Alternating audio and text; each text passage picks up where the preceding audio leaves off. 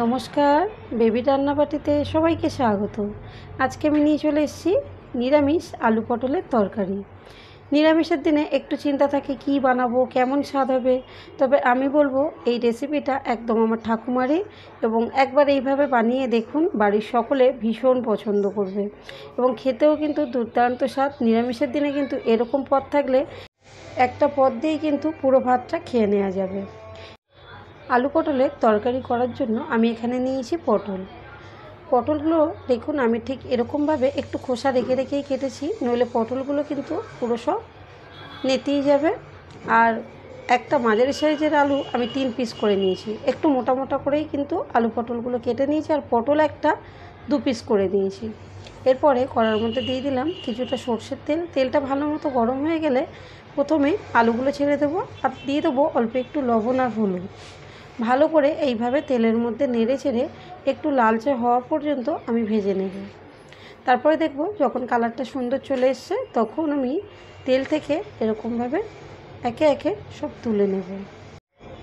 তবে এইভাবে যদি আলু পটল ভেজে নেওয়া যায় তাহলে কিন্তু তরকারির স্বাদটা আরও বেশি বেড়ে যাবে। যাই হোক, এখানে সব আলুগুলো তুলে নিলাম, একই তেলের মধ্যে ছেড়ে দিলাম পটলগুলো, তার সাথে দিয়ে দিলাম লবণ আর হলুদ। এখন আমি আবারও পটলগুলো খুব ভালো করে লালচে করে ভেজে নেব, সময় দিয়ে এটা কিন্তু ভেজে নেব। এখানে কিন্তু কালারটা চলে এসছে। পটলগুলো আমি একই রকমভাবে তেল থেকে সব তুলে নিলাম।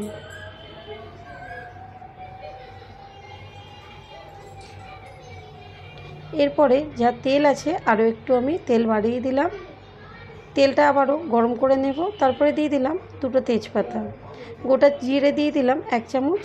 এখন ফোড়নটা একটু নেড়ে চেড়ে নেব। তেজপাতা এবং জিরেটা সুন্দর একটা গন্ধ বেরিয়ে গেলে এর মধ্যে দিয়ে দেবো আদা বাটা, কুচু করে 1 চামচ আদা বাটা দিয়ে দিলাম। আর দিয়ে দেবো 2 চামচ জিরের গুঁড়ো, তবে জিরে বাটা দিলেও চলবে এখানে। এরপরে আদাটা যাতে না ছিটিয়ে যায় সেই জন্য দিয়ে দিলাম কিছুটা জল।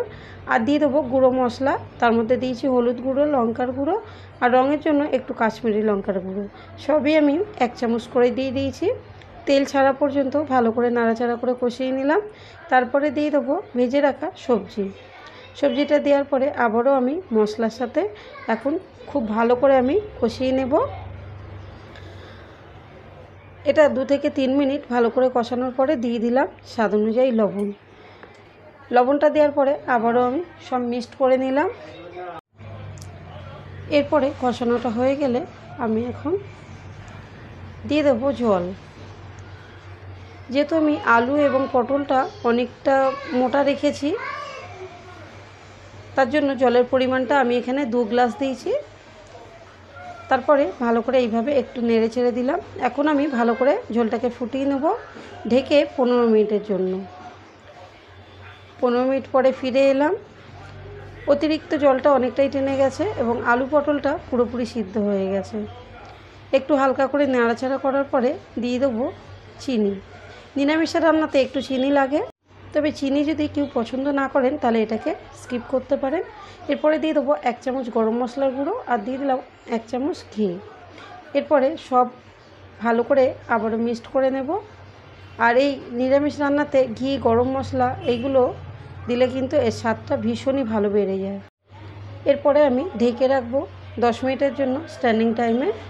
আর তারপরে ঢাকা খুলে আমি এখানে দেখিয়ে দিচ্ছি, দেখুন কালারটা আরও কত ভালো চলে এসছে এবং দেখতে যত সুন্দর, খেতে কিন্তু তার থেকে আরও বেশি স্বাদ। তাহলে রেডি হয়ে গেল গরম গরম আলু পটলের তরকারি, যেটা নিরামিষের দিনে কিন্তু আর কোনো চিন্তা নেই। এরকম রেসিপি পেলে বাড়ির সবাই ভীষণ খুশি হবে। কেমন লাগলো আজকের এই রেসিপি সেটা কমেন্ট করে জানাতে ভুলবেন না। ভালো লাগলে একটা লাইক করবেন, শেয়ার করবেন বেশি বেশি করে, এবং চ্যানেলটা সাবস্ক্রাইব করে রাখবেন নতুন বন্ধু হয়ে থাকলে। দেখা হবে পরের কোনো রান্না নিয়ে। ততক্ষণে ভালো থাকবেন, সুস্থ থাকবেন।